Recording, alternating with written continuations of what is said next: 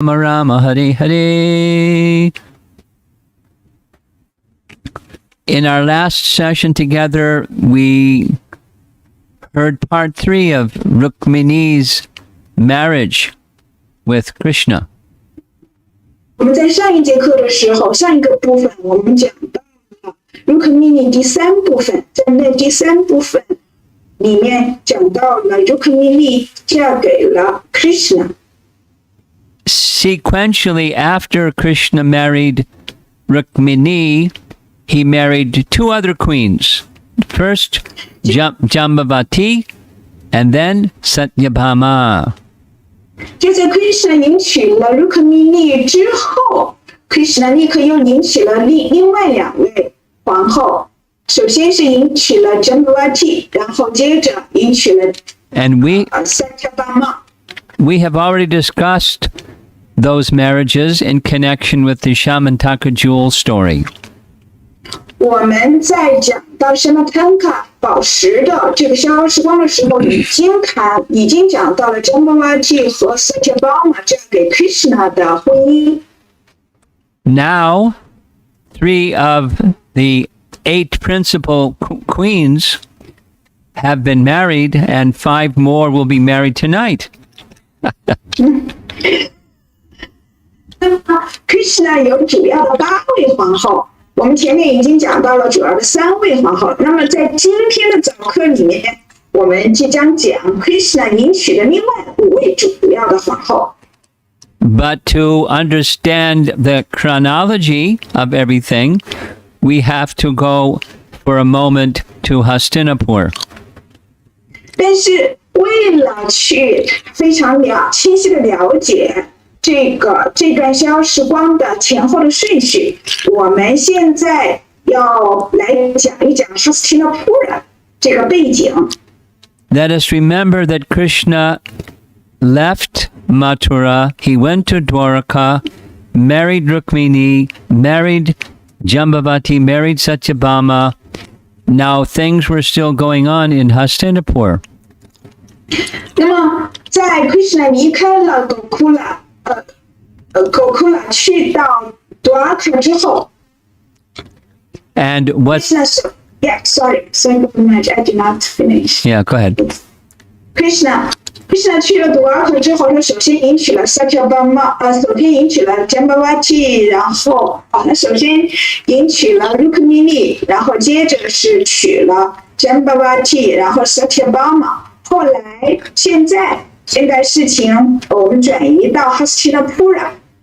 You may remember in the Shamantaka jewel story, Krishna had left Dwaraka to attend the so-called funeral of the Pandavas and Kunti. Funeral 我们大家可能还记得，在 Shamantaka 宝石的逍遥时光之后，然后 Krishna 参加了Kunti 皇后和 Pandava 5兄弟他们这个家族的那个葬礼。 And when Satyabhama's father was killed, Satyabhama went quickly to Hastinapur to get Krishna to come and help.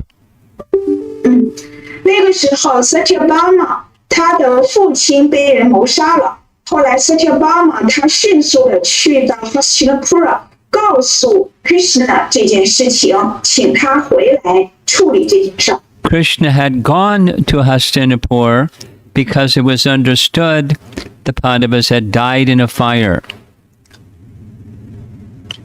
那个时候 Krishna 之所以去到 Hastinapura 是因为他听说 Pandava 5兄弟在一场大火当中死于火海当中，所以那个时候 Krishna 去参加了他们所谓的 Kunti 皇后和 Pandava 5兄弟的葬礼。 So we're now going to hear about that fire.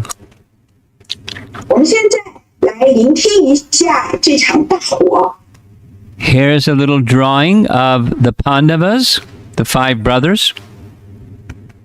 我们在这个图片上，这是画的 Pandava 5兄弟。 And here's a little painting of the 100 Kaurava brothers. 这张图片上面画着的是100个 Kaurava 兄弟们。There was a plan by Duryodhana to try to kill the Pandavas in a fire. 德的呢，他有一个阴谋，他想要在一场大火当中烧死潘多拉兄弟。It was suggested that they leave Hastinapur, go to a summer place in Varanavata, and have a nice time in the summer. 然后他们被建议，潘多拉五兄弟被建议去到 Varanavata 这个地方去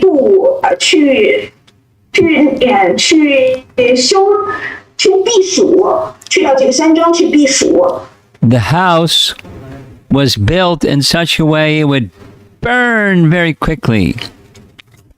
这个别墅建造呢是用这个易燃的材料建造的，就是迅速之间就会被烧毁。Fortunately, Uncle Vidura, he knew of the plan and he made an escape from the house through the tunnel that you see pictured in this painting. 但幸运的是，叔叔，这个 Vidura 叔叔，他知道这个阴谋计划，所以呢，他将这个阴谋计划告诉了潘多拉五兄弟，然后呢，给他们制定了一个逃跑的方案。我们在这个图片上可以看到，潘多拉五兄弟还有昆提皇后，他们沿着这条暗道，然后脱身了。And when they came out of the tunnel, who was waiting but Vidura to take them by boat on the other side of the river? 他们从这条暗道里脱身之后，一出来就看到了 Vidura 已经为他们准备了一条船去渡过河岸。And when they got on the other side of the river, 当他们渡过河，去到了河的对岸的时候， very powerful Bhima picked up all 4 brothers and his mother and carried them some distance into the forest.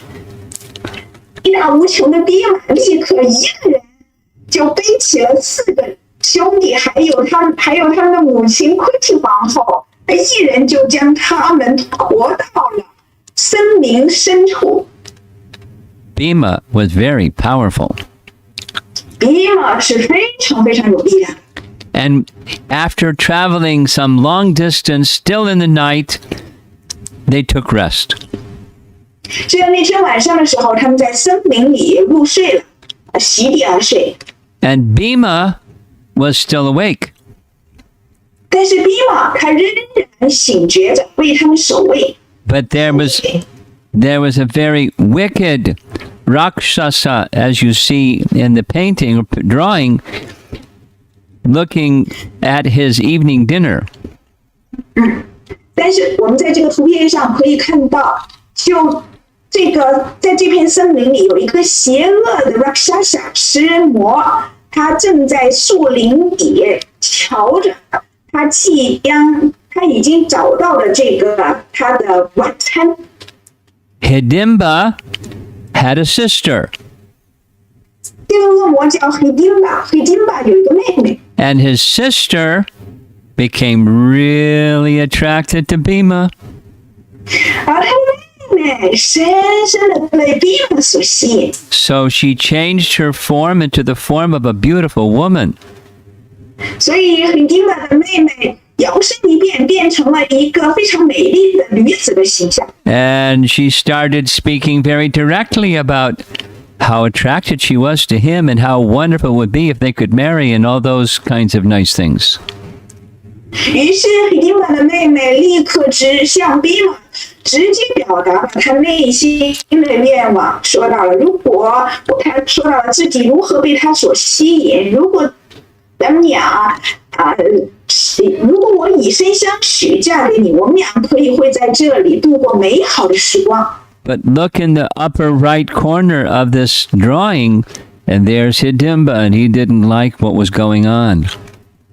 但是我们在这个图画的右上方可以看到，黑丁巴这个恶魔，他看到了这一幕，他可不愿意这样，一点都不愿意这样。So he came crashing out of the forest and challenged Bhima to fight, and Hidimba lost. 黑丁巴立刻从森林里冲了出来，直接的去向比马发起挑战，跟他打了起来。结果黑丁巴他丧命了， Bhima finished him. 比马把他给干掉了。And there's the 4 brothers. 我们在这张图片上可以看到另外的4个兄弟在一旁观看。In this painting on the lower left, he smashed him with the trunk of a tree. 我们在这张图片的左下角可以看到，比马他拿起了树干，狠狠地揍黑丁巴。And after her brother was finished, the sister Hidimbi came before Kunti, making the request for the mother to be merciful to allow Bhima to marry Hidimbi. 在黑丁巴被打死之后，他的妹妹黑丁比去到了昆提皇后面前，向昆提皇后祈求得到昆提皇后仁慈的允许她嫁给比马。And as a result, Yudhisthira, the elder brother, began instructing Hidimbi about the rules of marriage. 昆提皇后也同意了，然后结果是5个兄弟的兄长 Yudhisthira 就婚姻的守则来告诫黑丁比。 After some time, they were married. 过了一段时间之后，他们俩结婚。 And after some time, there was a son. 再过了一段时间之后，他们俩生了个儿子。 And the son becomes a very important person during the Kurukshetra battle. 在库鲁战争的期间，他们比马和黑丁比他们的儿子成为了库鲁战场上非常重要的一个人物。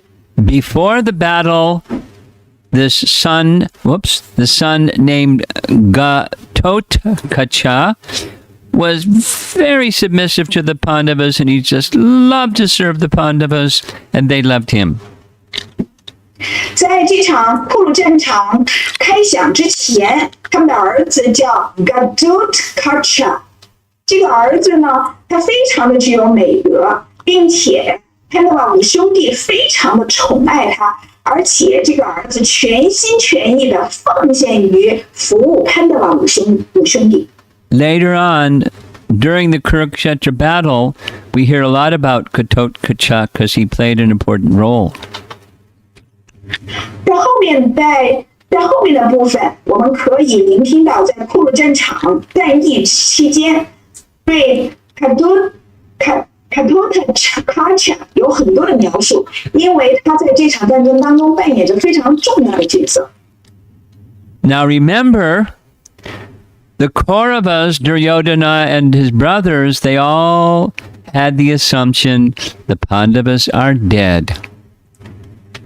当然，请大家记住，以独优旦为首的托尔瓦兄弟们，这100个儿子们，100个兄弟们，他们以为潘德瓦5兄弟已经被烧死了。 Vyasadeva found them in the forest.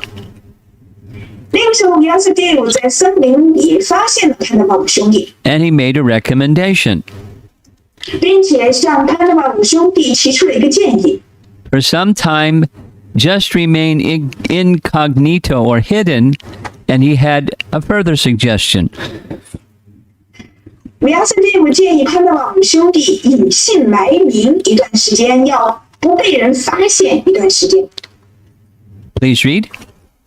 Yes， 证人米亚萨带着潘德瓦5兄弟去到埃克乔尔城，他们在那里乔装打扮成 Brahmana 婆罗门，一直住到等米亚萨德瓦回来为止。 Now, many of you have been to Mayapur, and when this pandemic is over, the rest of you will also most likely go there someday.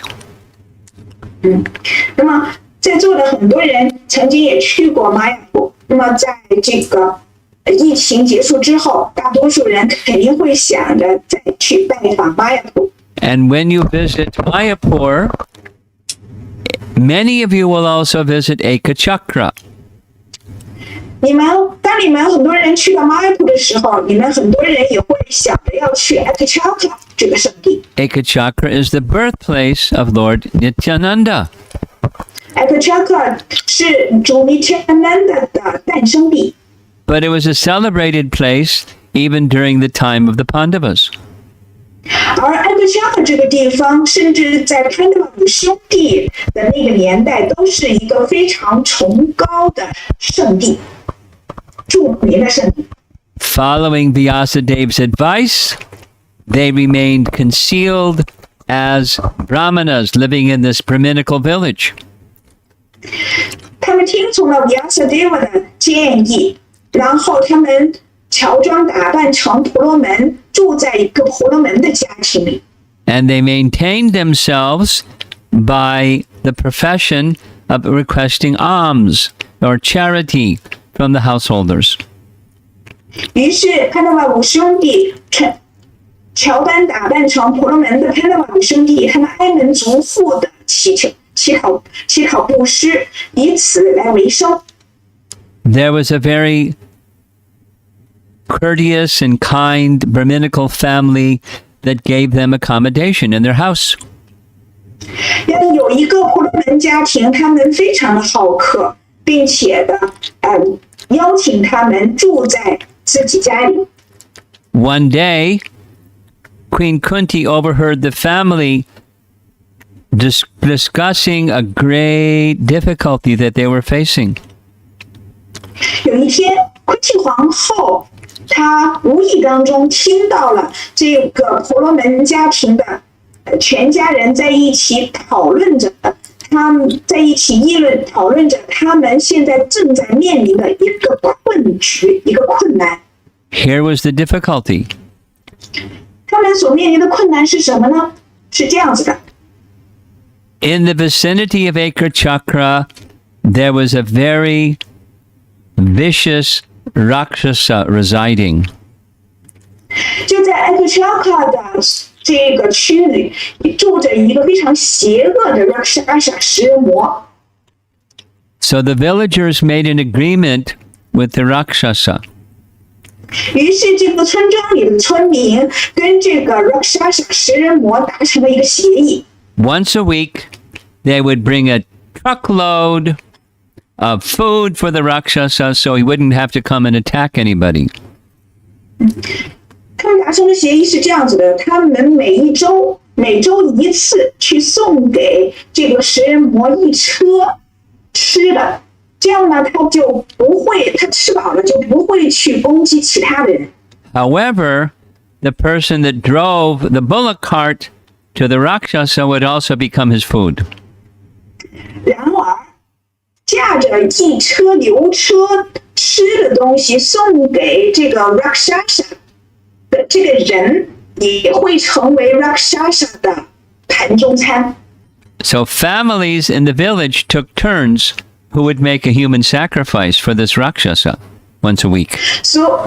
所以这个村庄里的所有的村民，他们每周轮流一次做这个就是人祭给这个 Rakshasa。 And this time, it was the turn of this family to sacrifice a family member to take the truck or take the cartload of food to the Rakshasa and be eaten.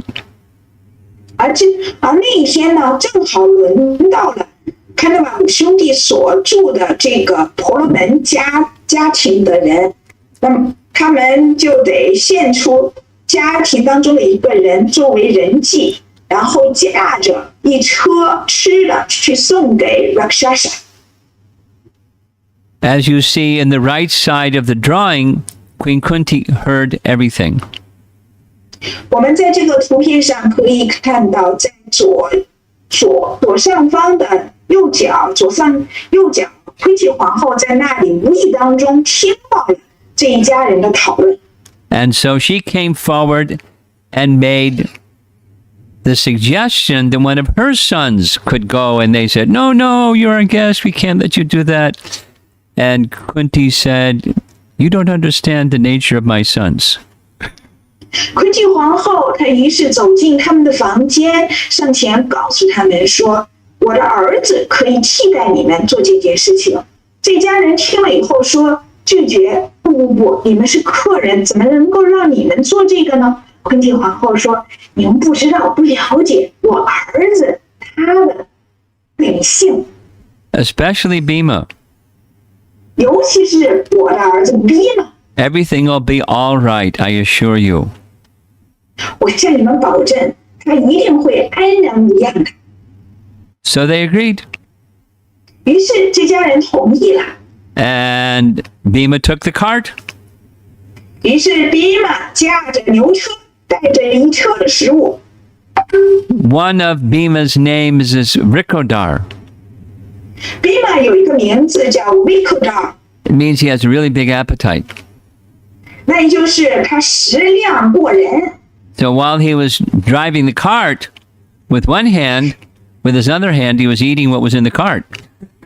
当比玛驾着这个牛车的时候，他一手驾着牛车，一手拿着车上的食物，一个一个的吃，挨个的吃。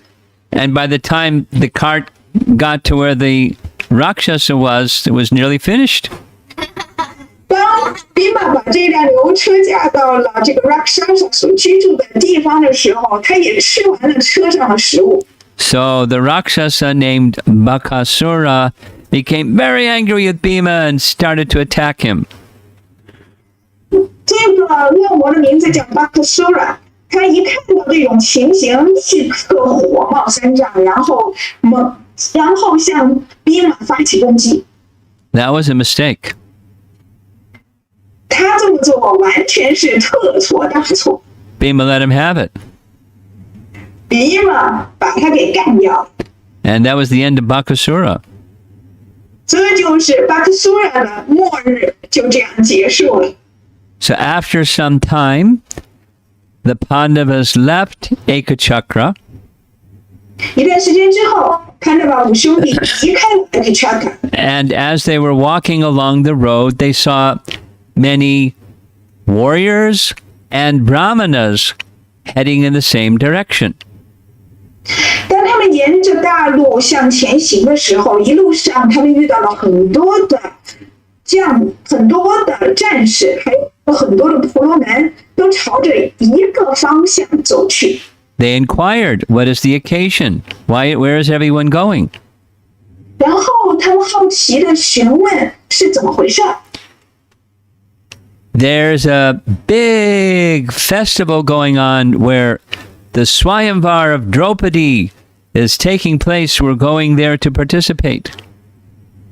有一个非常盛大的节日即将进行，那就是多帕蒂的 Swayamvar， 就是他的这个选夫大会即将举行，而这一些朝着一个地方走去的战士和婆罗门们，他们应邀参加这场大会。Swayamvar means where a young princess has the opportunity to select her husband. Swayamvar 的意思是年轻的公主，她们趁此机会去选择他们的如意郎君。But in this case, the father of Draupadi made a very difficult challenge someone had to meet in order to have her hand in marriage. 但是在这场选夫大会上，多帕蒂的父亲他出了一个难题，给所有的参与者出了一个难题。You probably 除非这个人他克服了这个难题，他才有资格去娶到多帕蒂。You probably know the story. 我想你们大家可能知道这个故事。In the ceiling, there was a golden fish. 在天花板上挂着一条金色的木鱼。 And the golden fish was on the other side of a rotating disc that had a hole in it. 然后这条鱼呢，这是金色的鱼呢，它呢是在一个旋转的转盘上不停地转动着。So those who were to be involved in this competition, they had to shoot an arrow that passed through the rotating disc and pierced the eye of the golden fish, but not by looking at the disc, but by looking at a reflection of water like you see in this painting. 然后在这个金色的木鱼下面呢，有一个旋转的转盘。那参加这场大会的人，他们要相互的角逐，要想赢得这个选妇大会，他们必须要穿过这个转动的转盘，射到这个金鱼的眼睛，但是他们不能够直接看着这个金鱼，必须要看着这个目标下面的水盆当中的倒影去射这个金色木鱼的眼睛。When all the Kshatriyas were unsuccessful, these 5 Brahmin brothers stepped forward and said, maybe we can compete because a Brahmana can marry a Kshatriya girl. 当其他的这些 Kshatriya， 其他的王子 Kshatriya 们，他们纷纷失败，败下阵来的时候，他的两兄弟便走上前去说：“也许我们可以试一试，因为有这样的一个习俗，婆罗门是可以娶刹帝利的女儿为妻的。” The king agreed. 国王听了以后便同意了。So Arjuna took aim at the eye of the fish that was on the other side of the rotating disc that had a hole in it. 于是Arjuna 他张开弓箭，瞄准了在这个转盘上方的转动的转盘上方的金色木鱼的眼睛。And guess who was in the audience? 那请你们猜一猜，在观众席当中还有谁呀Krishna was there.？Krishna 就在观众席当中。Because he had gone running after the killer of Satyabhama's husband that didn't have the Shamataka jewel, so he came back to Hastinapur for a little visit. 因为那个时候他的这个，在他的岳父 Satyabhama 的父亲被杀死之前 ，Krishna 他在 Hastinapura 做了一个小小的短期的拜访。Arjun, with his eyes, caught Krishna's eyes to seek Krishna's permission to proceed. Krishna nodded, and Arjun was successful in piercing the eye of that golden fish. Arjuna 在射箭之前，他眼睛看了看 Krishna 一旁的 Krishna， 要征求 Krishna 的容许。Krishna 点头示意点头，表示同意。在 Krishna 的祝福之下 ，Arjuna 成功的射中了那条金色木鱼的眼睛。Everyone was very surprised. 每个人看了以后都惊呆了。And Draupadi offered the marriage garland to Arjuna. Draupadi 将婚礼的花环给 Arjuna 戴上。Now, as is the custom, when the young man takes the hand of the young bride, there's some kind of battle. 那么这里有一个习俗是这样子的：当这个年轻人他迎娶了这个新娘的手，在这样的选妇大会上，那么接下来的就是新郎他即将面临一场大战。So just the two, Bhima, you see with that big trunk of a tree, and Arjuna with his bow and arrow, fought off everybody else, and Draupadi was now his future wife. 那么在Arjuna 迎娶Draupadi之前，他也还会面临一场大战。我们在这场大战当中可以看到，仅仅比马和尔朱那两人就把所有的在场的人打得落花流水。在这个图片上拿着树干的那个是比马，那么在这个图片上面，射箭的那一位就是尔朱那。Together, the 5 brothers went back to where Kunti was staying for the night.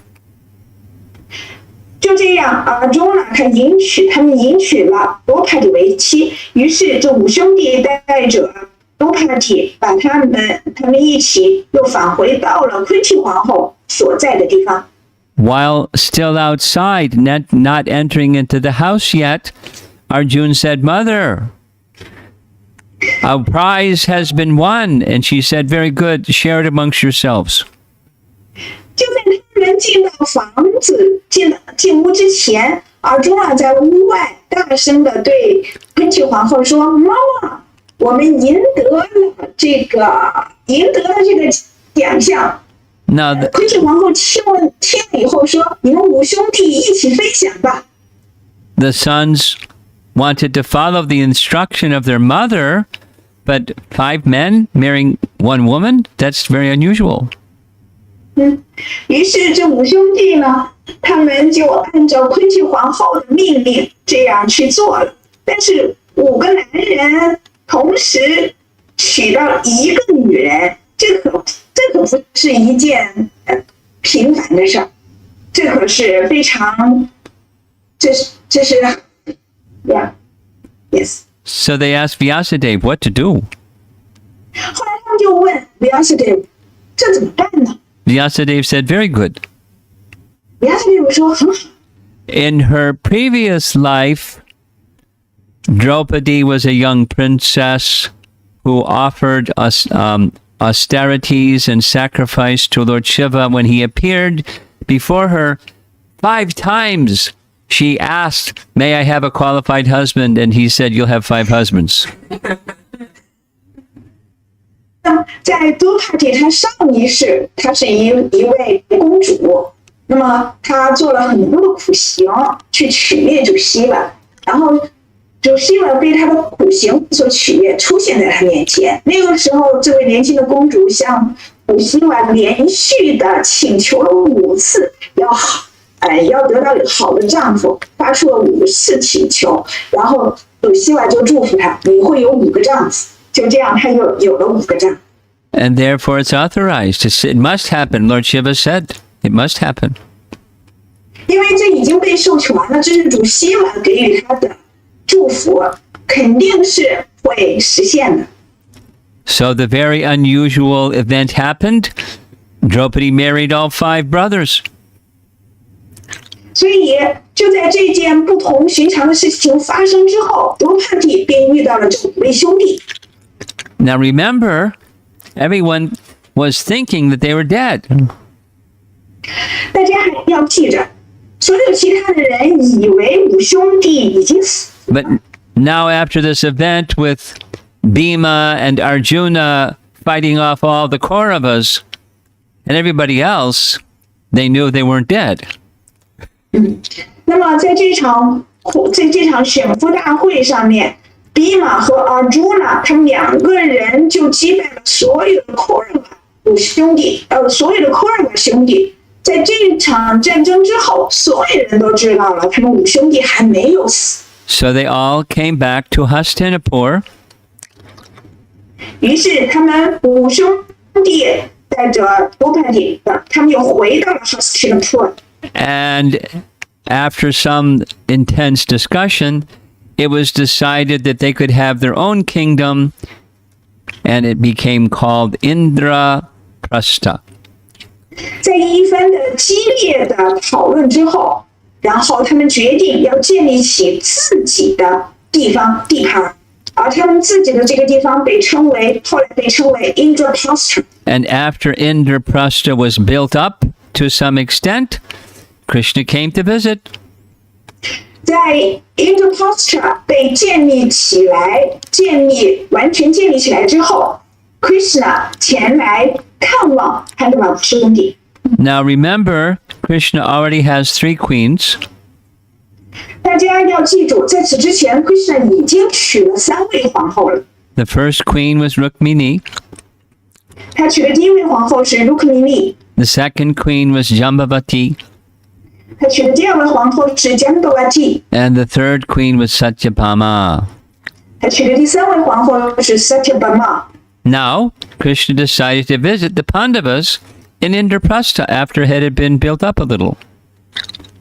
在潘达瓦5兄弟建立起了 Indraprastha 之后 ，Krishna 决定去 Indraprastha 看望潘达瓦5兄弟。You see in the painting, there's the 5 brothers, and to the left, there's Kunti and Draupadi.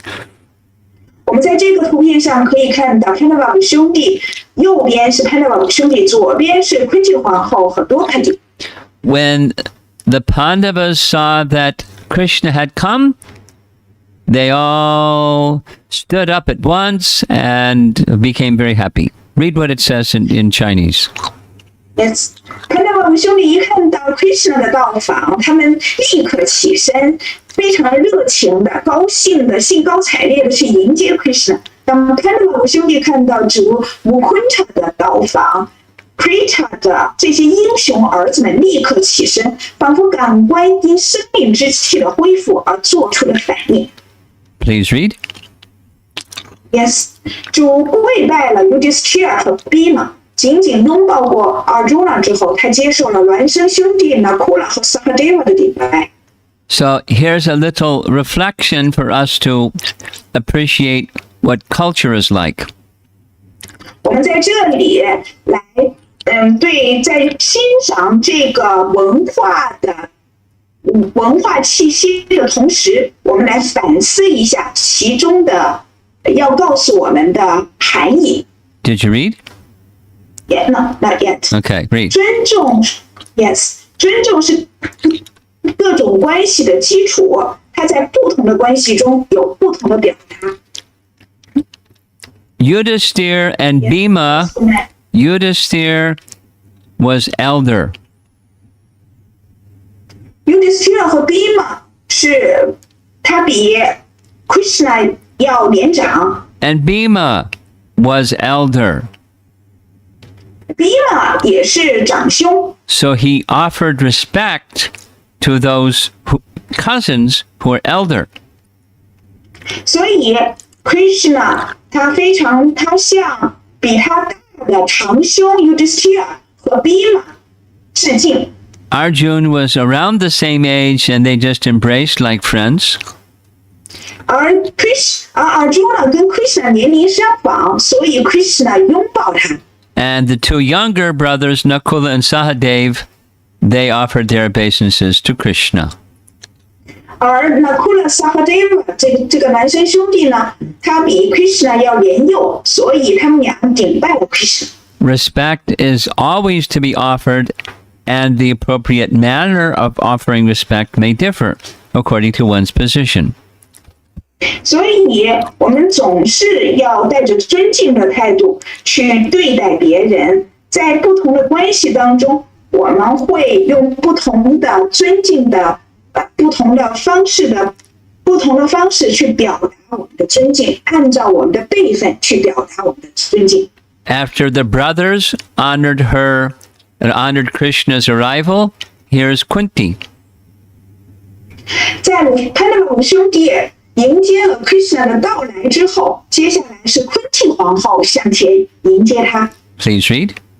Yes， 为爱所征服的昆汀皇后想起自己和儿子们所经历过的许多磨难，她说：“我亲爱的 Krishna， 只有当您记着我们这些您的亲人给予我们保护时，我们的福祉才有保证。” Their life was filled with tribulation.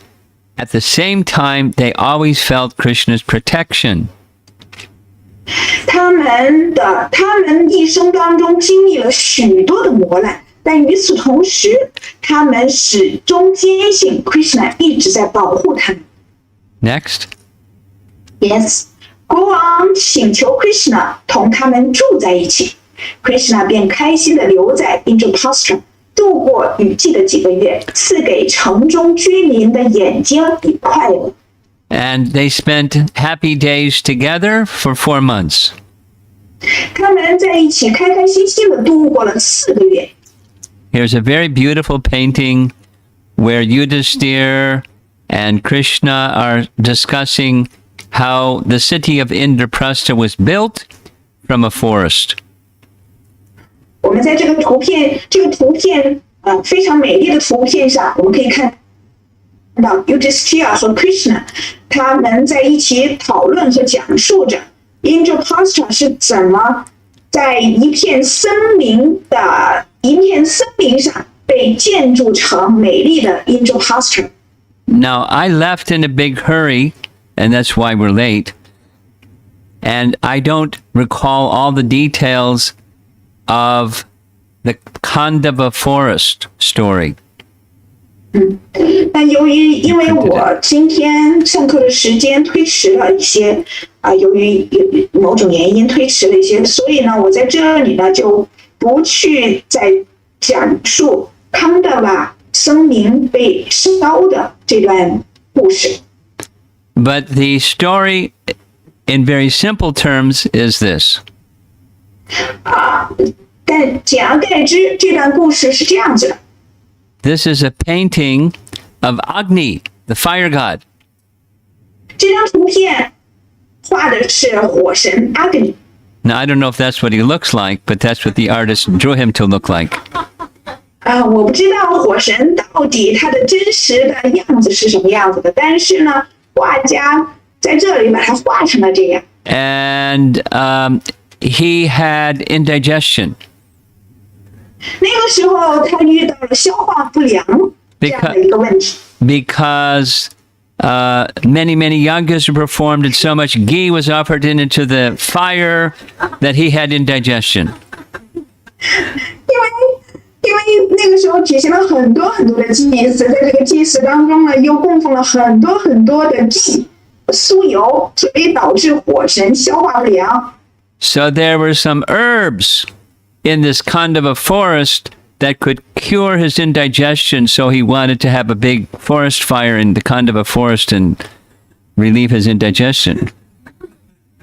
但是呢，有一座森林叫康德森林，这座森林里有能够治愈他消化不良的草药，所以呢，阿格尼他需要去用大火吞噬掉康德森林，来治愈他的消化不良的问题。But then there was a little competition between Agni and Indra.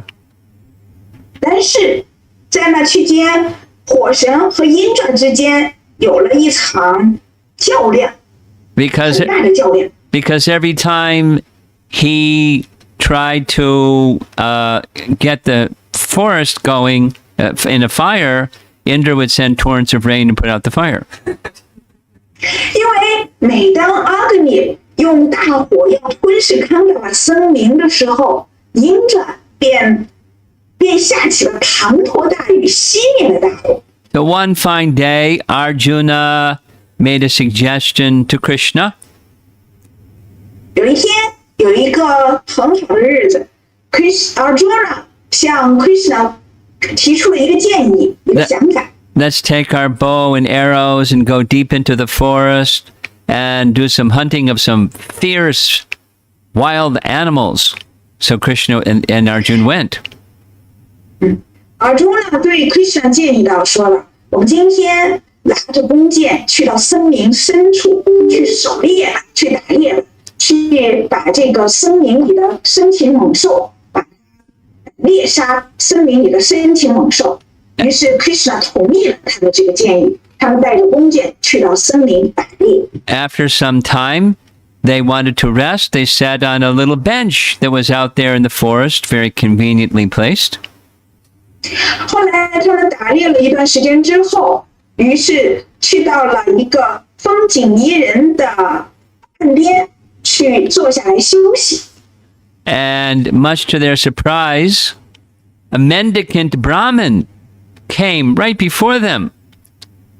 但是令他们惊讶的是，有一个婆罗门乞丐来到他们面前。And the mendicant Brahmin asked for some charity of 2 Kshatriyas. 而且这个婆罗门乞丐向这2位查屈亚乞讨布施。He didn't say what charity wanted, but he was asking for charity, and they said, "Sure. What would you like?" 但是这位婆罗门并没有具体的说到他想要这2位查屈亚布施给他什么。但是这2位查屈亚，也就是 Krishna 和 Arjuna 听了他的祈求之后，就立刻答应了给他布施。He then revealed who he was. 然后这个婆罗门就向他们吐露了这个实情，他到底是谁。My name is Agni. I'm the fire god. 这个婆罗门说：“我的名字叫阿格尼，我是火神。And I've got a problem, and I want you to help me. 我遇到了一个难题，我希望得到你的帮助。I want to burn this forest down, but Indra always makes it rain. 我想一口吞噬掉这座生灵，但是总是因着前来阻拦。And it's just to cure my indigestion. There's nothing wrong." 只是想治愈我的消化不良，这有什么错吗？ So Arjun said, "I'll be glad to assist you, but I'm going to need, if Indra's going to come and do the Indra thing, then I'm going to need a nice chariot, and I'm going to need some special celestial weapons, and all those kind of good things." And Agni was happy to provide all those things. 然后Arjuna 他就答应了，说我很高兴帮助你实现你的愿望，但是当Indra前来的时候，他会去采取他要采取的措施。那我呢，我就需要有一些武器，我需要有一些特殊的这种天神般的武器来对付他。所以呢，请你向我提供这些天神般的武器。于是阿格尼答应了为他提供这些武器。So the fire began. 于是，一场森林大火燃起了。And the motive of Indra was he had a friend who was living in the forest. Indra 之所以前来阻拦这场大火呢，是因为他有这样的一个想法、一个动机，他的一个朋友正住在这座森林里。And so he wanted to protect his friend who was living in the forest. 所以Indra 想保护住在这座森林里的他的朋友。So this is where Arjuna gets his Gandiva bow. You've heard that name of that celebrated bow. It was provided. 所以我们在这段叙述当中，Arjuna 得到了他著名的Gandiva弓。我们也知道Arjuna 手中的这个著名的弓Gandiva。Now, who is Arjuna's father? 那 Arjuna 的父亲是谁呢？他的亲生父亲。Indra, right? Yes. Indra was Arjuna's father, and Arjuna has to check Indra's efforts. 实际上，Indra 就是 Arjuna 的父亲，而在这个叙述当中，Arjuna 要去阻止 Indra 所采取的行动。So you see in the painting in the upper left, there's Indra getting ready with his rainfall, and Arjuna's using his arrows to stop Indra from interfering. 我们在这张图片上可以看到，左上角是Indra，他下起了他的滂沱大雨，雨水如注，而 Arjuna 他射出他的箭，织成了一张箭网来阻挡Indra所下的雨。Very interesting in the detail of this event is also living in the forest was an asura named Mayadanava. 在这个非常有意思的这段叙述当中，我们了解到了，在这座森林当中，也住着一个 asura， 一个恶魔，他的名字叫 Mayadanava. Mayadanava came running out of the forest, took shelter of Arjuna. Please protect me. 在这场森林大火当中，Mayadanava 他从森林当中逃了出来，向 Arjuna 托庇，请你庇护我吧。And so Arjuna said, whatever Krishna says will be fine with me. Whatever you want to offer something as a gift to me for giving you protection, whatever Krishna says. Whatever Krishna says. Yeah, okay, I'll say it again. You're confused. Maya Danava was given shelter by Arjuna. Yeah, Maya Danava 受到了 Arjuna 的庇护， So Maya Danava felt indebted to Arjuna. 所以 Maya Danava 他觉得自己亏欠于 Arjuna。 So Maya Danava said, I want to give something to you out of gratitude for rescuing and protecting me. 所以 Maya Danava 对 Arjuna 说：“我想要送你一些礼物，来感谢你保护了我，庇护了我。” And so Arjuna said, whatever Krishna says, that's okay with me. OK， 然后 Arjuna 说：“无论 Krishna 说什么，我都会依言而行的。” So Krishna made a suggestion. 然后 Krishna 就给出了这样的一个建议。 Maya Danava, you have mystic powers. Maya Danava Krishna 是这样说的 ：Maya Danava， 你有神通，你有神秘力量。 Please build a magnificent assembly hall for the Pandavas in Indraprastha. 请在 Indraprastha 为潘德瓦五兄弟建造一座十分辉煌的会议厅。 And while this magnificent construction was going on, Krishna went back to Dwarka for a while.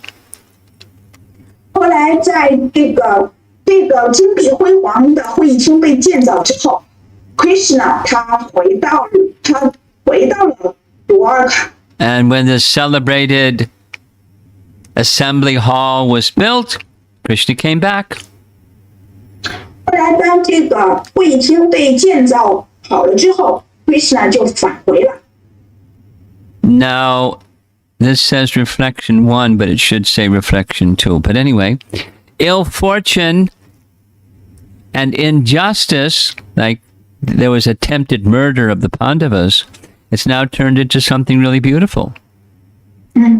我们从这段描述当中，我们可以去反思一下，在此之前，潘德瓦五兄弟他们遭到了不幸，但是这件不幸的结果却成为了非常美好的事物，非常美好的事情。所以在这里，我们反思把厄运和不公变成美好的事物。 Now, all of what we've been speaking about so far is background. 我们讲到现在，到目前为止，我们只是讲到了这段消时光的一个背景。 And now in 45 minutes, we're going to have 5 marriages. 现在呢，我们要在45分钟之内讲完 Krishna 迎娶5位公主的这段消时光。 Here's the story of the marriage of the first of those 5 queens.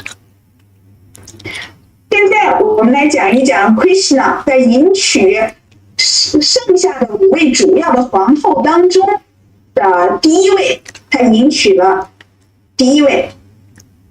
Please read. Yes, Krishna 迎娶了 Kalindi。一次 Arjuna 是劲敌的歼灭者。一次 Arjuna 劲敌的歼灭者披上盔甲，登上飘扬着哈努曼旗帜的战车，拿起弓和2个取之不尽的箭囊，与同 Krishna 一起去到一片充满生前猛兽的森林里狩猎。 Now remember, he was given the Gandiva bow and 2 quivers that had unlimited supply of arrows. So he and Krishna went together into the forest. 大家记住，在前面的叙述当中，Arjuna 他获得了他的甘迪瓦弓，以及还有2个取之不尽、用之不完的箭囊。他现在和 Krishna 一起去到森林里打猎。 And then they meet Kalindi in the forest. 他们就在森林里遇到了 Kalindi。 Read. Yes，在捕猎了危险的森林动物之后，两位密友在雅穆纳河岸沐浴，喝饮了清澈的河水。接着，两位了不起的战士看到一位迷人的年轻女子正在附近散步。This is a very interesting story. Listen carefully. 这是一段非常有意思的故事，所以请大家仔细聆听。Read. Yes， 而朱拉应他朋友的派遣，接近那位拥有美丽翘唇、精美皓齿和可爱脸庞的非凡年轻女子，向她如下询问。Now notice she's kind of in the water. 我们大家在这个图片上可以看到，卡林迪她在置身于水中。Kalindi is another name of Jamuna. 卡林迪是 Jamuna 的另外一个名字。Here's what Arjuna said. 而 Arjuna 是这样说到的：腰肢纤细的淑女啊，你是谁？你是谁的女儿？来自何方？您在此做什么？我想您一定在寻找如意郎君吧。美丽的人啊，请说明这一切吧。Listen to her reply. 我们来听一听，卡林迪是怎么回答的。卡林迪说道：“我是太阳神的女儿，我渴望最为杰出、慷慨的主 Vishnu 成为我的丈夫。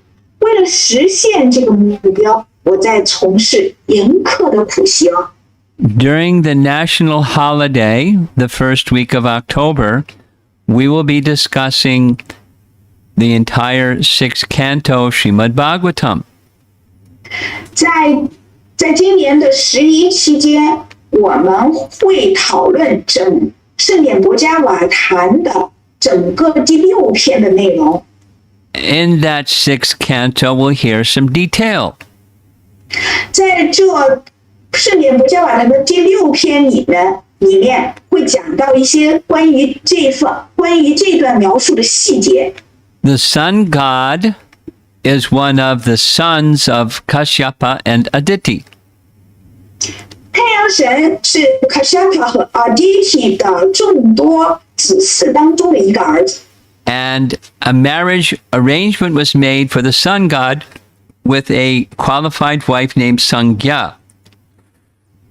安排给太阳神的这个非常具有资格的妻子，她的名字叫 Sangya。 And when she was introduced to her husband, she closed her eyes because he was so bright. 当 Sangya 被介绍给她未来的丈夫的时候，她闭上了眼睛，因为她丈夫身上散发出来的光芒实在是太炫目了，乃至于她闭上了眼睛。The sun god was very displeased with her for that. 太阳神看到她闭上了眼睛，很不高兴。For your closing your eyes in this way, you'll have as a son the Lord of Death, Yama. 因为你在这个时候闭上了眼睛，所以结果是你会生出来一个儿子，这个儿子的名字叫 Yama。 And she pleaded, no, I didn't mean this as an offense, just you're so effulgent. 然后然后他就说到了，我不知道这冒犯了你，我不是有意的，只是因为你身上的炫目的光灿，所以照得我都睁不开眼，我才闭上了眼睛。 So the sun god said, very well, I accept your words. You will also have a daughter who will be known as Yamuna. 很好，我接受你向我的解释，你给我的解释。 And 那么，你也会有一个女儿，生下一个女儿，她的名字叫 Jamuna。 And anyone who takes bath in the river Yamuna will not have to see your brother, Yamaraj. 任何在雅穆纳河当中沐浴的人都不会见到他的兄长 Yamaraj， 也就是死神。 So she's the daughter of the sun god. 所以她是雅穆纳，是太阳神的女儿。And she has a desire to be married to the Supreme Lord Vishnu or Krishna. 而且她有一个心愿，她就是想渴望嫁给 Vishnu 或 Krishna。 Then she gives her name. 于是她give the name。然后在这里面就说到了她的名字的由来，说到，然后她就说出了自己叫什么名字。我以卡林蒂闻名于世，我住在父亲为我在加穆纳河中建造的宅邸里，我会在那里一直住到遇见主阿丘塔为止。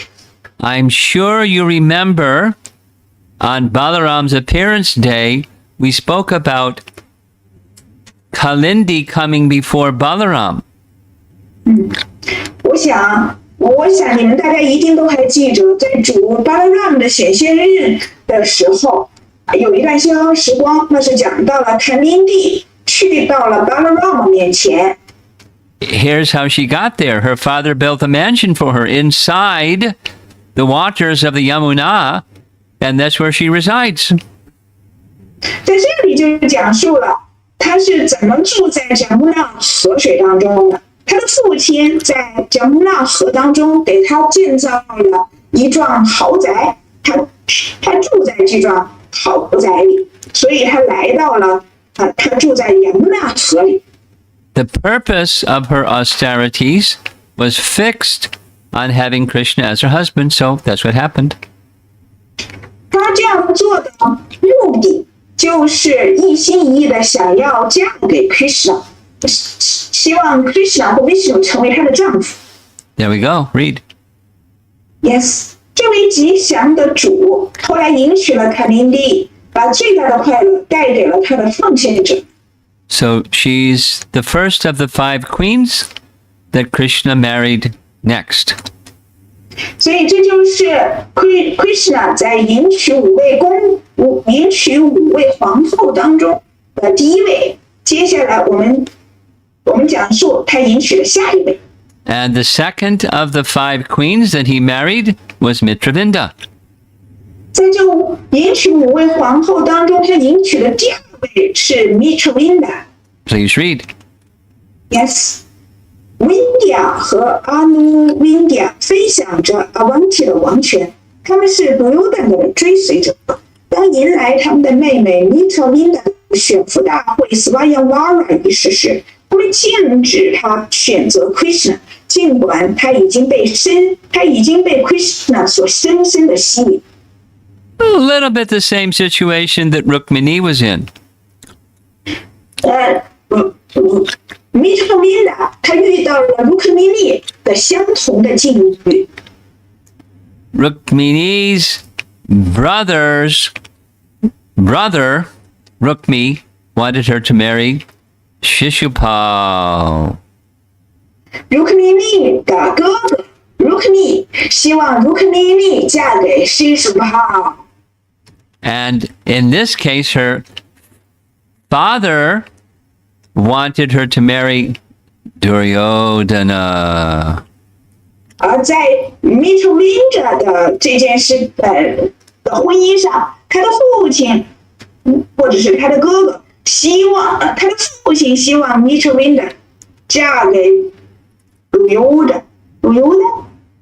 Now, the details of how that happened is not explained. Here is all that is said. 当然，这里并没有描述其中的各种细节，但这段消时光在这里是这样描述的 ：Sorry, marriage。主 Krishna 当着众多的对手君王们的面，强行掳走了 Mitravinda。他也就是 Mitravinda 是他的姑姑 Raja Didevi 的女儿。 So, that was a quick marriage. 所以这段婚姻非常的迅速。 With Rukmini, it took us 3 classes. In Mitravinda, it took it 5 minutes. Rukmini 嫁给 Krishna 的这段婚姻，我们花了3个课时的时间去讲述。而在这里，我们就花了5分钟就讲完了 Krishna 迎娶的 Mitra。Now here is queen number 3. 现在 Krishna 迎娶的5位皇后当中的第3位。Her name is Nagnajiti. 她的名字叫 Nagnajiti。And she was the daughter of King Nagnajit. Nagnajiti 是 Nagnajit 的这位国王的女儿。Nagnajit was the king of Koshala. Nagnajit 是 Koshala 的国王。And his daughter was named Satya or Nagnajiti. 而 Nagnajit 她的女儿的名字叫 Satya 或者是 Nagnajiti。Now the king made a very difficult challenge for someone that wanted to marry his daughter. 谁要想娶到他的女儿，就首先要克服一个巨大的挑战。Read. Yes， 前来求婚的君王们，除非降服妻头，长着尖利犄角的公牛，否则不被允许娶她为妻。这些公牛极其凶猛，他们甚至都无法容忍战士们的气味。I don't know if you've ever seen a big, powerful bull, but they're pretty scary. 我不知道你们大家是否见过非常非常令人恐怖的公牛，但是在这个图片上我们可以看到，的确是挺吓人，它的模样挺吓人。And these guys were really big and really vicious, and there were 7 of them. 他们的样子呢，特别的狰狞，特别的可怕，而且非常的凶猛。这就是求婚者所要克服的对象，要降服他，并且也是妻头。Whoops. What happened? There we go. Okay, please read. Yes. Yeah. 英雄啊，这7头野蛮的公牛难以驯服，他们击败了许多王子，折断了他们的4肢。For Krishna, no problem. 对于 Krishna 来说，这可不是什么问题。Read. Yes. 当 Krishna 听闻需要战胜7头公牛方能赢得公主的时候，便前往考沙亚的首府。The king was very happy to receive Krishna in his kingdom. 国王非常的高兴看到 Krishna 来拜访他的王国，非常高兴的迎接了 Krishna。Read. Yes， 考沙尔王恰当的迎接了 Krishna， 为他献上尊贵的高座和丰厚的礼物。最后 Krishna 也恭敬的问候了国王。Now note, courtesy and cultural exchanges are always present when cultured people come together. 当有修养的人他们聚集一堂的时候，他们都会以恰当的礼节和这种充满文化气息的恰当的礼节来互相的问候彼此。The young princess, his daughter, was very happy to have Krishna become her husband. 他的女儿年轻的公主非常高兴，Krishna， 如果她能够嫁给 Krishna， 如果 Krishna 能够成为她的丈夫。Read. Yes， 当国王的女儿看到最令人愉悦的求婚者到访，就立刻想嫁给他。她祈祷说：“愿他成为我的丈夫。如果我信守了我的誓言，愿圣火实现我的希望吧。” So what did Krishna do? Krishna 做了什么呢？ He expanded himself into 7 Krishnas. Krishna 把自己扩展成7个 Krishna。And very easily he subdued the bulls, even though they're very powerful. 即便这7头公牛凶猛无比，但是 Krishna 却轻巧的、轻松的降服了这7头公牛。See, in the very top of the painting, there's the king sitting watching the fun. 我们在这个图片的最上方可以看到，国王他正饶有兴致的看着这场角逐竞争。And to his side, there's his daughter. 在他身边坐的是他的女儿。A very nice painting of Krishna expanding himself into 7 Krishnas. 这是一个非常美丽的图片 ，Krishna 把自己扩展成7个，在降服了这7头公牛。It's a little different Leela than the Rasa dance. 这段相士观跟 Rasa 之舞是截然不同的。But Krishna is enjoying both. 但是 Krishna 无论是哪个相士观，他都非常的享乐其中的乐趣。Please read. Yes， 他拴住傲气和力量被粉碎的7头公牛，用绳子拉着他们，就像孩子调皮的拉着木头公牛玩具。The king was really impressed. 国王他深深的这一幕给国王留下了深刻的印象。Read. Yes， 那时Naganataji 王又惊又喜，然后把女儿献给了主 Krishna。So right there in his kingdom, they had a marriage and a big ceremony. 就在他们的王国当中举行了盛大的婚礼仪式。Read. Yes， 海螺号角和鼓声齐鸣，伴随着歌声、乐器声以及 Brahmana 婆罗门祈求祝福的声音，欢天喜地的男男女女用精美的服饰和花环装扮自己。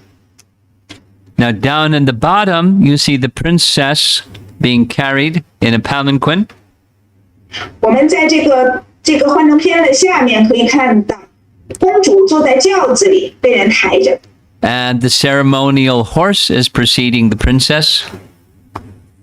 然后我们可以看到，在前方是这个吹起号角的迎亲的队伍。And some really loud musical instruments and drums. You know how it is. 大家都知道，在这样的这个婚姻盛会上，海螺号角齐鸣，发出了震天热辣的声音。Now, again, a little comment or reflection on culture. 那么，在这场描述的背后呢，也有一段反思，关于文化的反思。I have noticed in China, part of the culture is charity. 我在中国的时候，我也注意到了中国的文化当中的一个元素，就是布施或者是送礼。Now, in just a moment, Surabhi is going to read from Bhagavad Gita about charity in the different modes of nature. 现在呢 Surabhi 给大家来阅读几段跟物质自然3属性相应的，处在不同属性当中的布施。Now, what's the principle behind charity? 布施背后的原则是什么呢？ Part of the principle is helping others, and another part of the principle is not holding on to attachment to material asset, but recognizing that Krishna is the source and being an assistant to distribute that source to others, that resource to others. 那布施的原则的其中的一部分呢，当然是帮助彼此，帮助对方，或者是互相帮助。那另一个部分呢，就是去除掉一个人对这个物质拥有的依恋，不执着于物质拥有，而认识到 Krishna 是一切的拥有者。所以通过布施是把这个布施实际上是献给一切的拥有者，而不去对物质拥有产生任何的依恋。The common example is clouds. 通常的一个例子，举出云朵的例子。Clouds gather water from the ocean or other sources of water. 云朵它聚集了海洋当中的水分，或者是从它的水源当中聚集水分。By the heat and light of the sun, water goes into the sky, into the air, and then the clouds carry that water and distribute it throughout the whole land. 在阳光的照射之下，这些水分蒸发到空中，形成了云朵，然后这些云朵就带着这些水分去到各处，洒向四方。And by nature's arrangement, that water again goes back into the sea, again is evaporated, and the clouds distribute the water to nourish all the land. And charity is like that. 在大自然的安排之下，这些被云朵携带到四处的这些水分，以雨水的形式遍洒大地，然后这些水又回归到海洋当中，然后海洋的水分在太阳的照射下又蒸发到空气当中，形成云朵，然后云朵又携带着这些水分遍洒四处，就这样循环往复。这就是布施的原理所在。And now the next question. 那接下来，我们从中会询问第二个问题： Why is it most important for householders? 为什么布施对于居士来说是最重要的呢？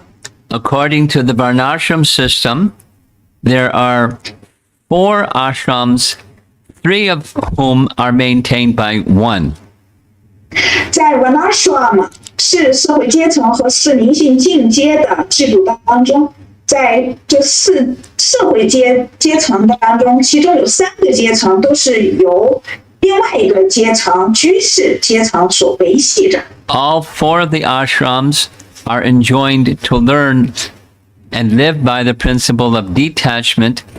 However, householders have resource and they have to imbibe the principle of detachment.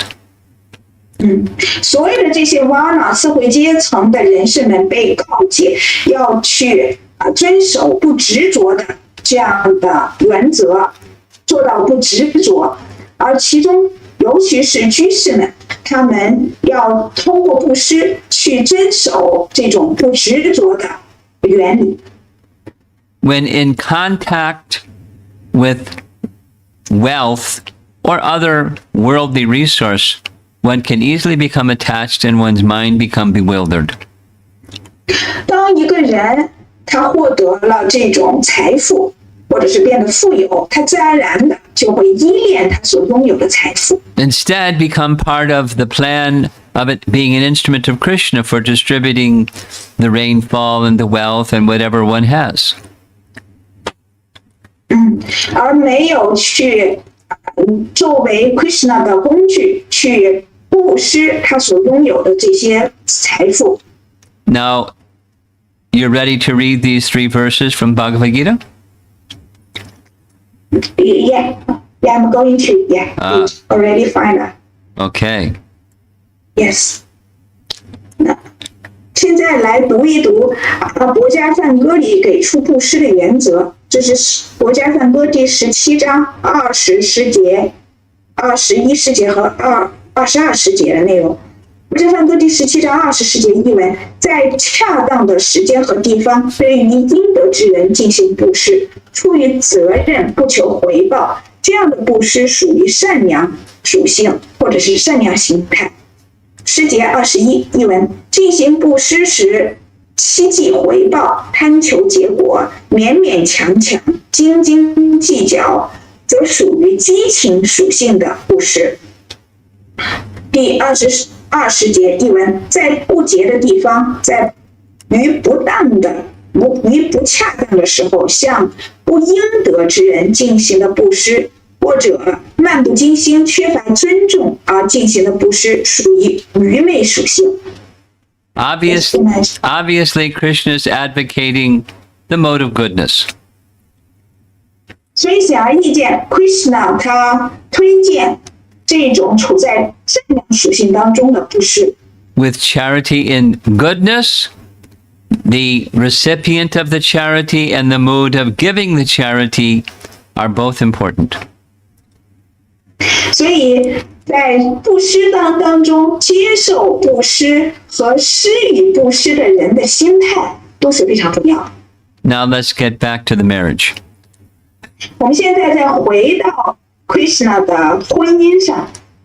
Go ahead. Yes， 口沙老王的心被爱融化，他让新娘新郎坐上战车，然后在大部队的簇拥下送他们上路。So they're married and they're on their way back to Dwarka. 当然，结婚之后，现在正在返回到杜尔卡的路上。But as is part of the custom, there's going to be other princes and kings that want to stop that. 但是呢，这也是婚姻这段婚姻当中的一种仪式，或者是一个部分、一个成分，那就是其他的君王和王子们，他们会予以阻止。The newly married Kshatriya must show his prowess. 那就是这个新婚的新郎必须要在众人群雄之前群雄当中来显示他的威力。Fortunately, Arjun was with Krishna. 幸运的是，Arjuna他和 Krishna 在一起。Read. Yes， 曾一度竞相求婚的天下的君王们，听说了发生的情况，他们试图在 Krishna 带新娘回家的路上阻止他。Arjuna 将他们统统击退，就像雄狮赶走所有动物一样。Arjun's a good friend to have. Arjuna 这是我们值得交的好朋友。Now, Krishna doesn't need anything, but still it's nice to have Arjun. 当然了 ，Krishna 他不需要什么，但是他仍然拥有 Arjuna 这样的好朋友。We have 15 minutes for 2 more marriages. 我们还有15分钟，要在这15分钟之内讲2段婚姻。Let's hear about the marriage between Krishna and Bhadra. 我们现在来听一听 Krishna 迎娶 Bhadra 的小老时光。Please read. Bhadra 是海佩亚王国的一位公主，就是 Krishna 的姑母 Sutakirti 的女儿，是 Bhadra 是主 Krishna 的姑母 Sutakirti 的女儿。当她以 Santarda 为首的兄弟们把她献给主时，主迎娶了她。In this case, there wasn't a big battle afterwards. 在这个里面并没有经历像前面的那样的大战。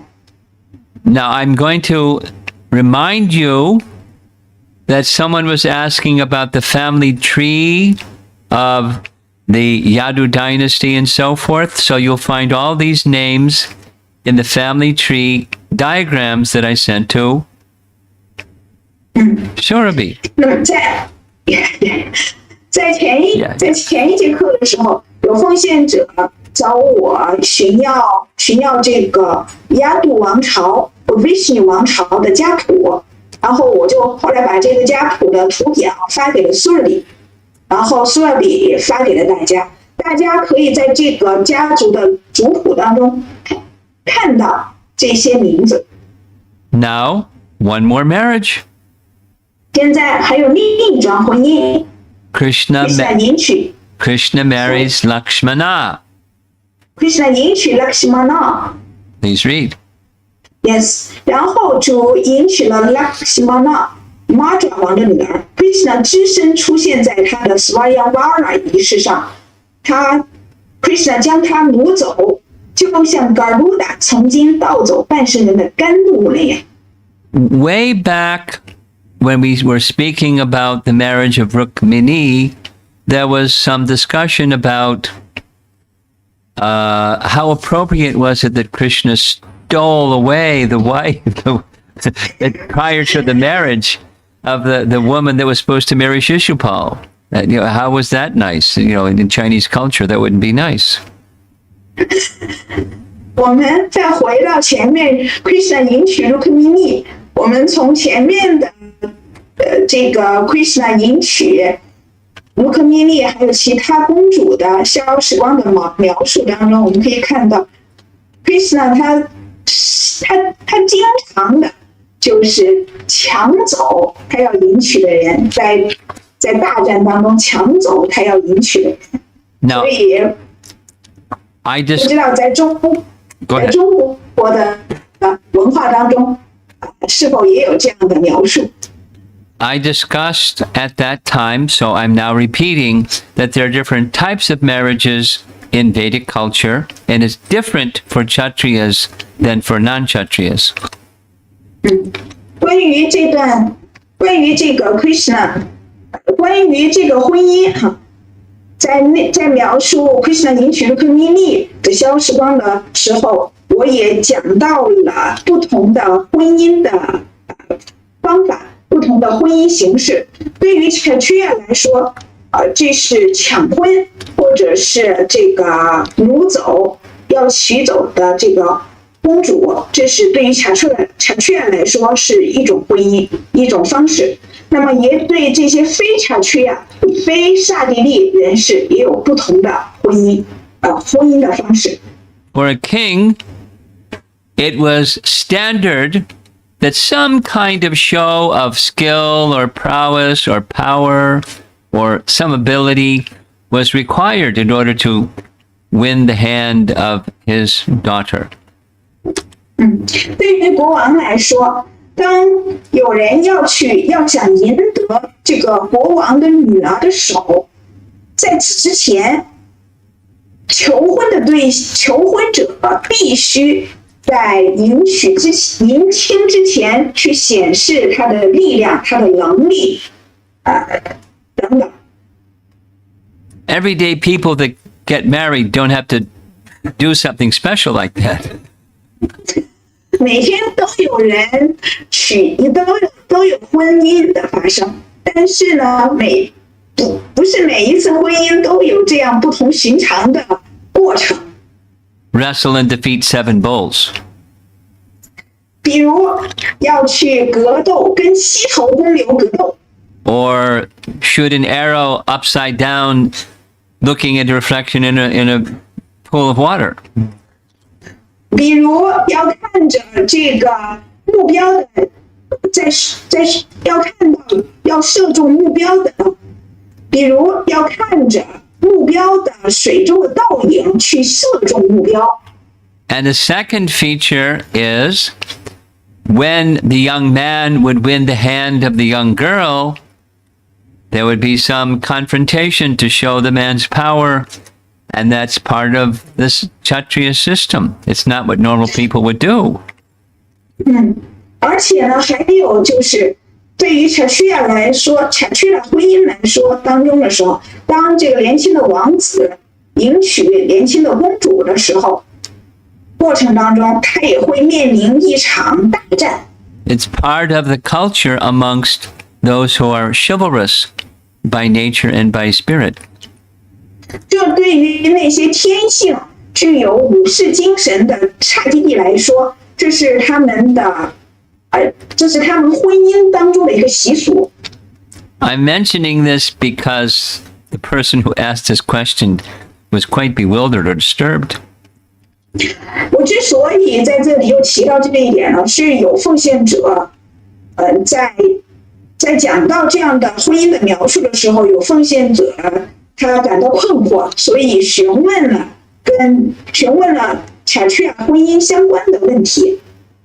We're running out of time, and so this is our final slide. 我们可能会要超时，这是我们的最后一张幻灯片。You see on the left side the cover picture of Canto 1 Srimad Bhagavatam printed in Chinese.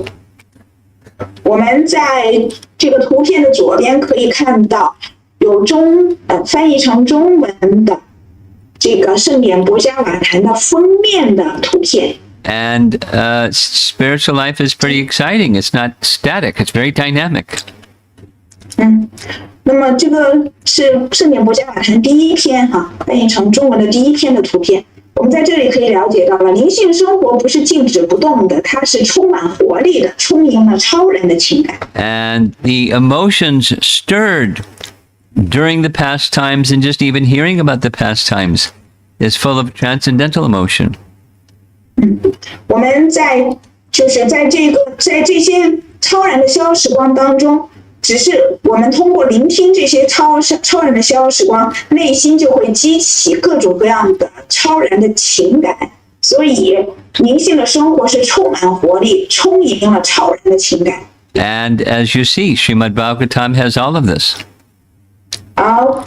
正如我们在这里可以看到的，圣典博加瓦坛拥有所有这一切。We don't need fiction novels and all kinds of other writings. Srimad Bhagavatam is sufficient. 我们不需要阅读其他的什么小说或者是科幻小说，我们只需专心致志去阅读圣典博加瓦坛，因为圣典博加瓦坛它包罗万象，涵盖了所有的这些内容。So look at that. We have 8 minutes left before the bell rings. 我们现在来看看，现在离9点还有7分钟的时间。So there's time for some questions. Yes, several questions in the chat box. Okay. Yeah.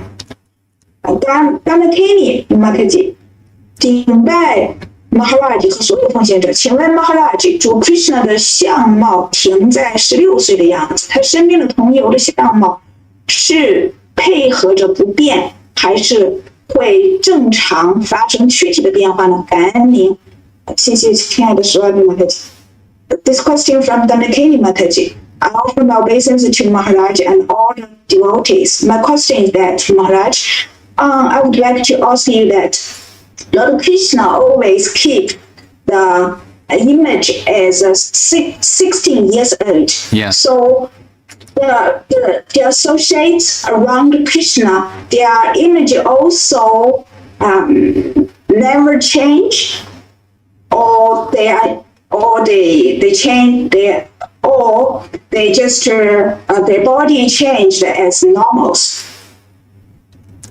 It depends on the rasa. 这就取决于什么样的 rasa 了。Those are his peers. They stay around the same age as him. Sorry, Maharaj? Those who are his peers, they remain 16. 那些跟他同龄的、年龄相仿的人，他们会保持16岁的模样 ，remain like Arjuna remained 16 years old like that. As Krishna. Their appearance remained young. Those who are his peers, their appearance did not age. Yeah. 那么跟 Krishna 年龄相仿的那些同游们，他们一直保持着非常年轻的模样。And the gopis, same. 狗屁们也是如此。But the elders were elder. 但是，比 Krishna 年长的，他们会保持比 Krishna 年长的模样。The form is relationship specific. The form of relationships. The form corresponds with relationship. 这个形象跟他们的跟 Krishna 的关系是相对应的。Next. 相符。Yes, Maharaj, you finished answering this question? Yes, I'm finished. Okay. Then can you manage it? That's why I said next. Okay, yes, sorry.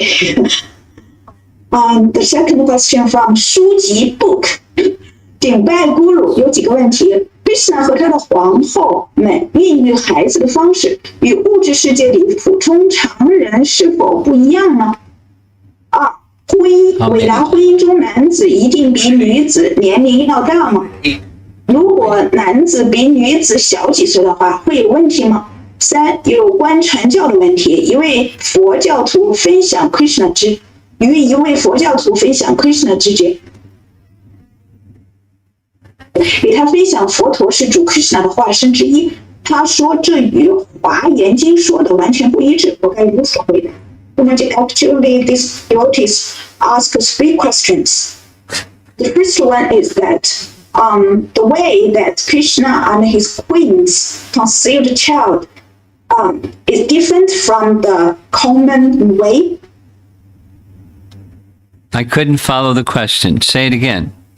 The way that Lord Krishna and his queens have a child is not same as the common people have. I don't know. I never heard anybody discuss that topic. 关于 Krishna 和他皇后孕育孩子的方式与物质世界里的普通常人是否一样？这个我也不太清楚，因为没听说关于这方面的讨论。There's some reference in our Acharya's writings and commentaries where the answer is not explicitly given, but the answer is that it's not in a normal fashion. It's not explicitly given, but it's not conceiving a child in the normal fashion that everybody else does. But it doesn't say what that something else is. 那么在先前的 Acharya 们，这些先前的Acharya 们他们的评注当中提到了他们的就是孕育孩子的方式跟普通人不是普通人孕育孩子的那种方式是一样的，但是呢也没有具体的描述是什么样。Next. Yeah, the next question that in Vedic marriage, should the man always be elder than the woman?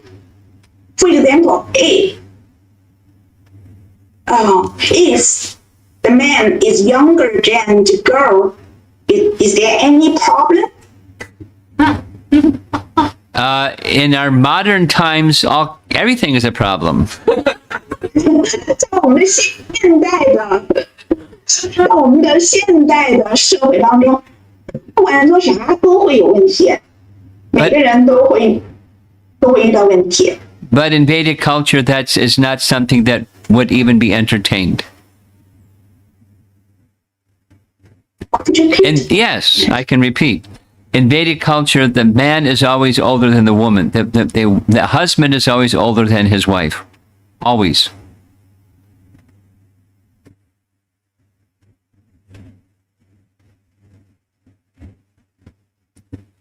Wi-Fi broken, maybe.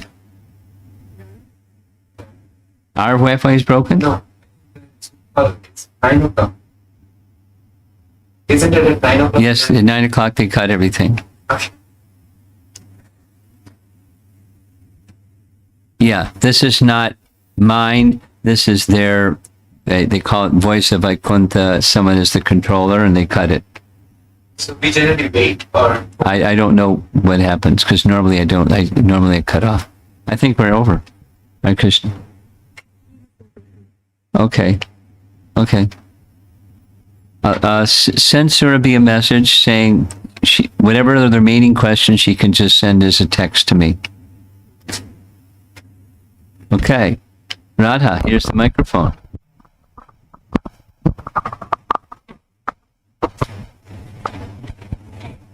Hey, Krishna marriage. So why is there a battle at the end of the marriage? Why is there a battle at the end of Yeah. marriage? It's just, it's for fun, I guess. You know, showing Kshatriya prowess, chivalry. Chivalry is the reason. Showing prowess. No, it's not necessarily always there's some because we heard, when the father or the brother give their daughter or sister in marriage, we don't hear about a big battle that happens afterwards. But it's common that there's some display of chivalry because Kshatriyas like chivalry. It's just, one of the things they like. They like a good tussle. They like it. Okay. Yeah. And is there any connection between the Bakasura that Bhima killed and No, they just happen to have the same name, but they're not brothers or anything like that. They just happen to have the same name, just like there are different Radhas in the world besides you.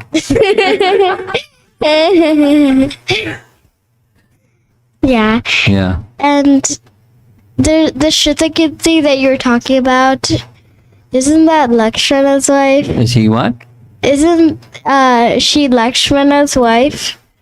Sorry, Shatrughna's wife. I think father, not wife or husband. Krishna married Lakshmana, and her father, I don't recall, but some relative of Shrutakirti. Should we go back and look? No, I was asking that What were you Shrutakirti in asking? Ramayana, she's Oh no, it's different. okay, different. It's different, yes. And Kaikiya, is it the same kingdom that this Kaikeyi grew up in? Could you say it again, please? Is the Kaikeyi that you're mentioning, the Kaikeya, the kingdom where Bhadra was in? Was Kaikeya the same place that Kaikeyi grew in? Is it the same place? Kaikeya, the kingdom of Kaikeya. Same kingdom. Is it the same? The same kingdom. same Same place, kingdom. yeah. Oh yeah. Oh yeah. Oh yeah. Same kingdom. And Nagrajit is a descendant of Lord Ram because he also was in the Ikshvaku dynasty, right? Yeah, that's right. Kosha. That's right. Yeah. You can marry outside your dynasty. It's okay. Back here. I don't know if the cable's long enough. You can come forward a bit. Hare Krishna Maharaj. Do you want us to log off? They are logged in, but we are logged out. Oh, we didn't log ourselves out. They logged. Okay. So go ahead and you ask, and you log us back in again. Go ahead. Hare Krishna Maharaj. Maharaj, one of the wives of Krishna, like one of the princesses he married, Bhadra, you said she was the sister of Shatadhanva. Like, I didn't say Shatadhanva. It says Shatadhanva? Shatadhanva. No. No. No. Okay. No, not Shatadhanva. Not Shatadhanva. No. Now Shatadhanva had some relation, but not with Bhadra or any of these queens. I just remember seeing in this. I'm sorry, but yeah, the answer is you somehow.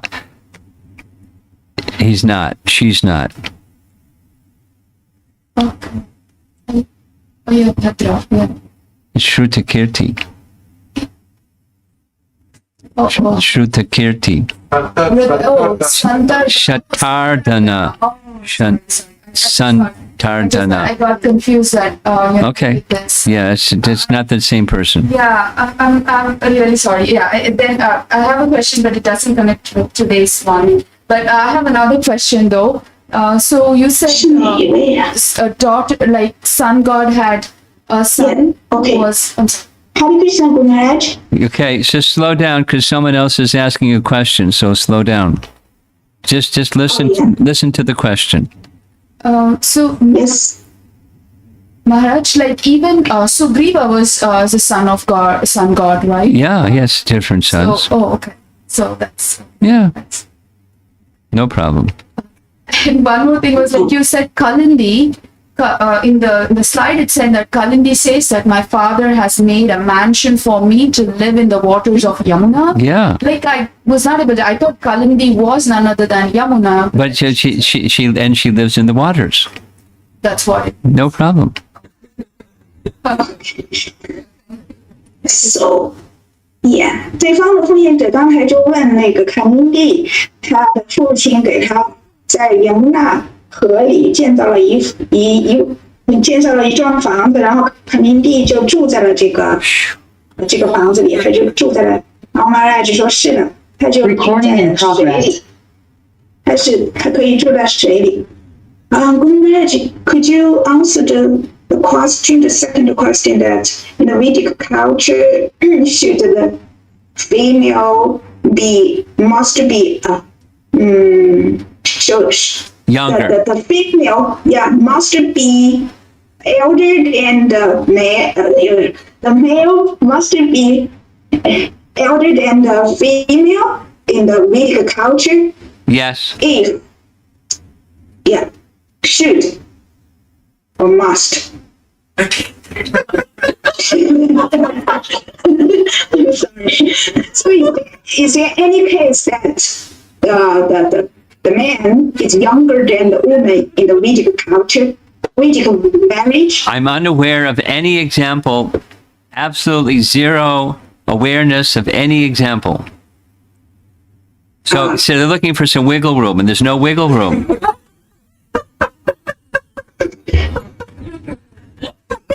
在伟大的婚姻当中，一般都是男子会比女子年龄大啊，没有这个男子比女子年轻了，所以也不记得在这个伟大婚姻当中有男子比女子年轻的。So under there is a detail that if the male is younger than the female, such a marriage is anything wrong or any problem? Yeah, and they would never do it. That's the problem. They wouldn't even consider it. So don't even ask the question because they wouldn't consider it. Oh, yeah. It's out of the question. Okay. So we can skip this. Yeah. Is it possible to eat with your ear?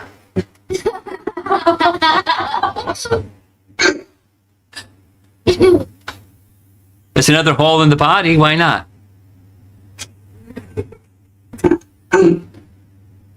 So we don't do it. You don't consider putting food in your ear. You don't. Anyway, go ahead. Okay. 那关于第三个问题啊 the third question relating to preaching.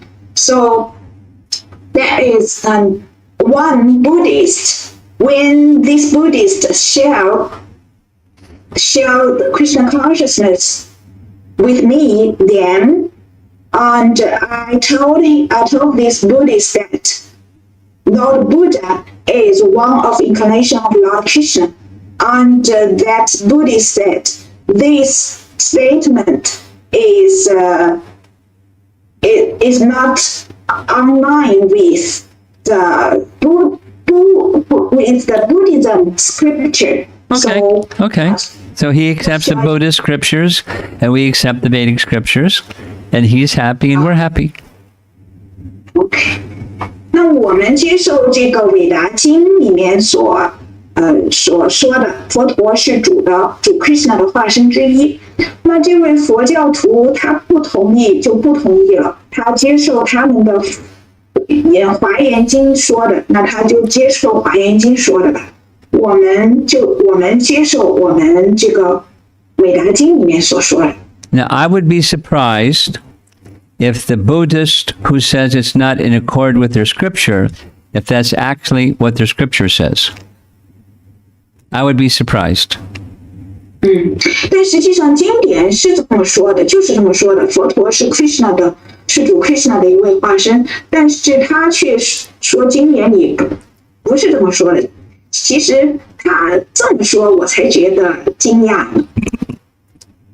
It may not say that Buddha is an incarnation of Krishna, but I doubt if it says Buddha is not an incarnation of Krishna.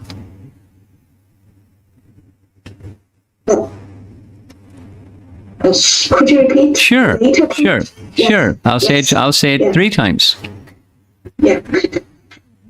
It's one thing to say in our Buddhist scriptures, it does not say that Buddha is an incarnation of Krishna. It's another thing to say in our Buddhist scriptures, it says Buddha is not an incarnation of Krishna. Is it clear?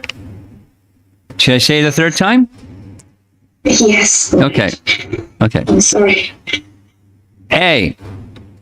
Yeah. Buddhist scripture is silent about who Buddha is an incarnation of. B. Buddhist scripture says Buddha is not an incarnation of Krishna. 那么有2种，一个是A，佛教经典里面关于佛陀是谁的化身，就只字未提。而第2个种就是佛教经典里面说到佛陀不是 Krishna 的化身。Yes, Punaj. Whoever had interacted with this Buddhist priest can ask them that question. Is it A or B? Yeah. 但凡任何跟这样的佛教徒讨论交流关于佛陀这个问题上，那首先就得问问这个佛教徒，答案到底是 A 还是 B？ And if he says it's B, ask him for the scriptural reference. 如果这个佛教徒回答说，佛教经典里面说佛陀不是 Krishna 的化身，那请他把这个具体的哪部经典这么说的指出来，是哪部经典这么说的。 And then this devotee, the Hare Krishna devotee, can show the Buddhist priest the Sanskrit text and the word-for-word translation and the meaning where it says Buddha is an incarnation of Krishna. 而这位奉献者可以引经据典，把圣典国家瓦坛的相关的诗节和梵文诗节指给这个佛陀看，并且可以让他看一看这个梵文诗节的每一个字的含义，让他去了解到经典里面确实是这么说的，佛陀是 Krishna 的一位化身。 Now, our business as followers of Lord Chaitanya is not to engage in debate. That's not our program. 那我们的情况是这样的，我们都是主 Chaitanya Mahaprabhu 的追随者，所以主 Chaitanya Mahaprabhu 的追随者，他们通常不去做这种相互的争执仅发生这样的争执。 But we can still have discussion. That's fine. But not debate. 但是呢 Not debate. Yes， 我们不互相争论，但是我们可以互相讨论。 Next. It's late. Yes， I'll take one more question, and then any further questions you can send me, and I'll reply later. Yes， right。 Thank you. 现在时间已经晚了哈，9点1刻了。然后公们二姐他再回答一个问题，然后呢，顺利把剩下的后面的问题呢，通过就是翻译出来，在课后发给公们二姐，然后公们二姐回答之后，我再翻译出来，在这个群里面发给大家。接下来一个问题是 Yugadama Mataji 抢婚。在少数民族当中，少数民族地区抢婚在少数民族地区有，汉族基本没有。您这个是问题还是一个评述？看上去是一个评述哈。如果大们来讲，是这样的吗 ？So you could, I don't know if this is question or just a statement or comment. To kidnap the princess or the the girl in marriage in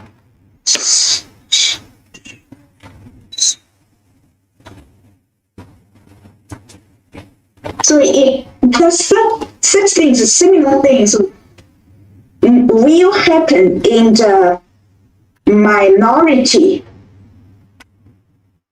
but in Han, nationality of Han almost do not have such things to connect the girl in marriage. Okay. Okay, fine. Some people like rice and some people like wheat. 那这个也没问题，这可能就是抢婚在少数民族当中有，在汉族基本上没有。那就像是有的人喜欢吃白米饭，有的人喜欢吃这个面食一样。Okay, we're going to sign off. Thank you very much, everybody, for participating. 我们呢就到今天的讲课就到这里结束了，非常感谢大家的参与和聆听。Srila Prabhupada Ki Jai.